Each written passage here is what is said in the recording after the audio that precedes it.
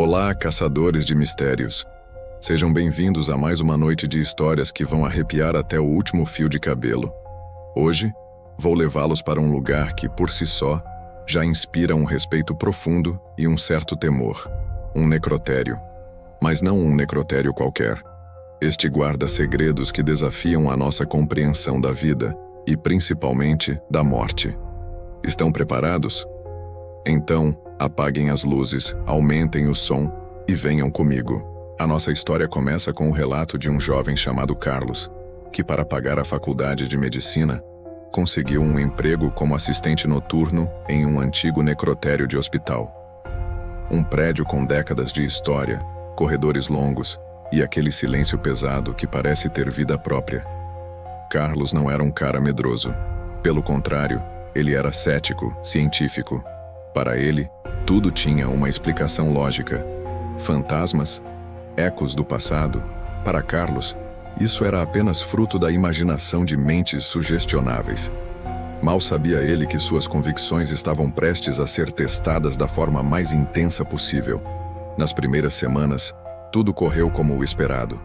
A rotina era monótona, consistindo em receber os corpos, preencher a papelada e garantir que tudo estivesse em ordem para os médicos legistas pela manhã. O silêncio era seu único companheiro constante.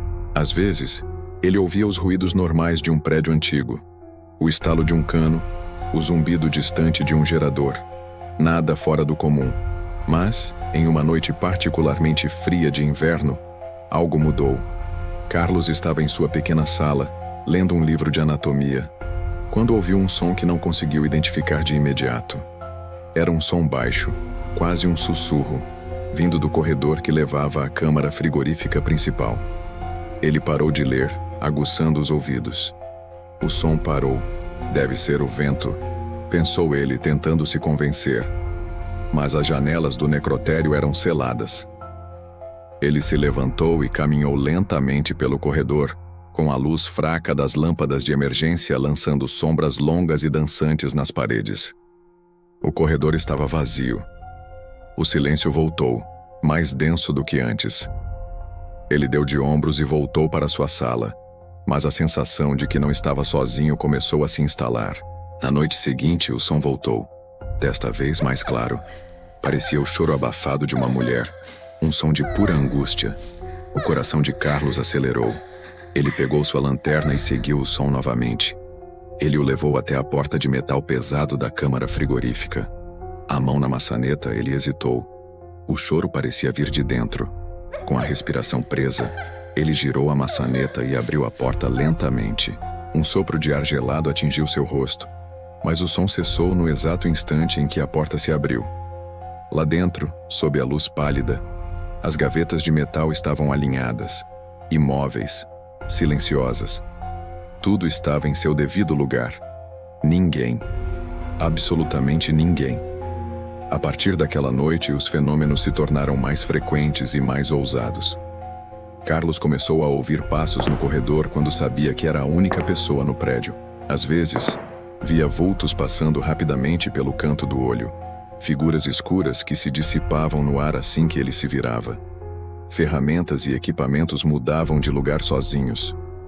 Uma tesoura cirúrgica que ele tinha certeza de ter deixado sobre uma mesa aparecia no chão do outro lado da sala. Ele tentava racionalizar. Estresse, falta de sono, a mente pregando peças. Mas no fundo, uma semente de medo genuíno começava a brotar. O ponto de virada aconteceu durante uma madrugada tempestuosa. A chuva batia forte contra as janelas e os trovões sacudiam o prédio. A energia piscou algumas vezes antes de cair completamente, mergulhando o necrotério em uma escuridão quase total, quebrada apenas pelos relâmpagos. As luzes de emergência demoraram alguns segundos para acender, e nesses segundos de breu absoluto, Carlos ouviu algo que gelou seu sangue. Não era um sussurro nem um choro. Era uma voz clara bem ao lado do seu ouvido, dizendo uma única palavra. Ajuda. Ele deu um pulo, o grito preso na garganta. As luzes de emergência finalmente se acenderam, revelando a sala completamente vazia. Ele estava sozinho, mas a voz A voz tinha sido tão real, tão próxima. Não havia como confundir. O pânico tomou conta dele. Ele correu para a porta principal, mas ela estava trancada por fora durante a noite por segurança. Ele estava preso. Preso com... O quê? Desesperado, ele se encolheu em sua sala, tentando controlar a respiração ofegante. Foi quando ele viu. Em uma das mesas de aço inoxidável na sala de autópsia adjacente, havia algo que não estava lá antes. Com a lanterna do celular tremendo em sua mão, ele se aproximou.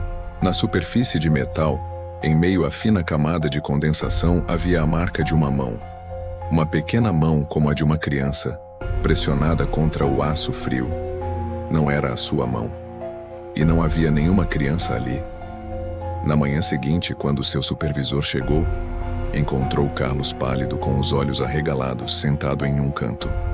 Ele tentou explicar o que aconteceu, mas as palavras saíram confusas. O supervisor, um homem mais velho que já tinha visto de tudo, apenas ouviu pacientemente. Quando Carlos terminou, o homem suspirou e disse: "Filho, você não é o primeiro. Este lugar, ele tem memórias. Algumas almas simplesmente não conseguem encontrar o caminho para ir embora." Ele então contou a Carlos sobre uma tragédia ocorrida décadas atrás. Um incêndio em um orfanato próximo, e muitas das pequenas vítimas foram trazidas para aquele necrotério. Uma das enfermeiras da época jurava ouvir choros e sentir pequenas mãos tocando seu ombro quando estava sozinha. A história tinha se tornado uma lenda local, um conto de fantasmas para assustar os novatos. Mas para Carlos, agora era uma realidade aterrorizante. Ele nunca mais olhou para o silêncio da mesma forma. Carlos pediu demissão no mesmo dia. Ele terminou a faculdade de medicina, tornou-se um excelente médico, mas a experiência no necrotério o marcou para sempre. Ele aprendeu, da maneira mais difícil, que existem coisas neste mundo que a ciência não pode explicar. Que entre a vida e a morte, há mistérios que nossa lógica simplesmente não consegue alcançar.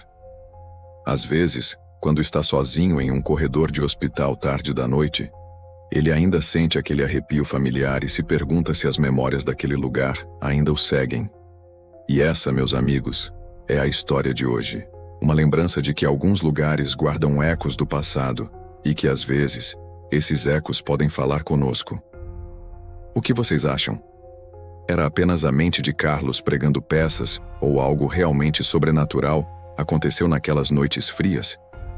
Deixem suas opiniões aqui nos comentários, eu adoro ler as teorias de vocês. Muito obrigado por me acompanharem em mais essa jornada ao desconhecido. Se você gostou dessa história e quer mais conteúdo assim, não se esqueça de deixar o seu like, se inscrever no canal e ativar o sininho para não perder nenhum vídeo novo. Isso me ajuda demais a continuar trazendo essas narrativas para vocês. Cuidem-se, fiquem seguros e lembrem-se: nunca subestimem o poder do silêncio. Até a próxima.